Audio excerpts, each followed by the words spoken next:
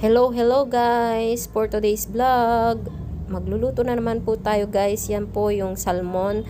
Nalinisan na rin po guys. Nilagyan po ng asin at ipiprito po natin yan. Tapos naglinis na rin po tayo ng talbos ng utong or string beans na gulay. Hinugasan na rin po natin yan guys. Pati po yung saluyot.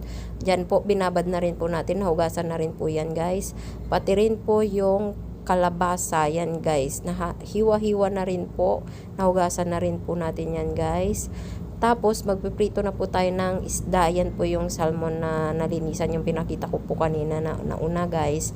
Piprito po natin guys yan kasi magluluto po tayo ng gulay. Sasahog po natin yan guys. Yan po, mauna po is yung tubig. Magpakulo muna po tayo ng tubig sa may kawali. Tapos naprito na po yung piniprito nating isda. Hayaan po muna natin yan. Set aside po muna natin yan kasi magpapakulo pa po tayo ng tubig. Lalagay po natin yan mamaya sa gulay. Ihahalo. Yan. Habang kumukulo po yung ating tubig na pinainit, kumukulo na po, lagyan po natin ng bagoong. Yan po ang karaniwan sa mga Ilocano. Yan po ang ginagamit nilang pampalasa, bagoong po guys. Lagyan po natin, tansya-tansya lang po guys sa bagoong. Huwag po masyadong marami para hindi maalat. Tapos ilagay na po natin, unang ilagay yung saluyot kasi matagal po yan maluto guys. Kasi mahirap lutuin yan guys. Mas unahin po natin yung saluyot. Pagkatapos nating ilagay yung saluyot, antayin po nating kumulo yan guys, maluto ng malata ng maayos.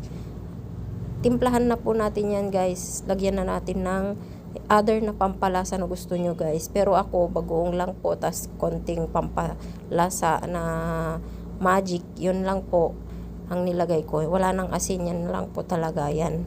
Halu-haluin po natin. Tignan natin kung pwede na yung saluyot. Pag okay na yung saluyot, pwede na rin natin isunod ilagay yung ibang gulay niya. Yung, ang tawag nito, yung kalabasa at saka yan, kalabasa, ilagay na rin po natin yung kalabasa guys.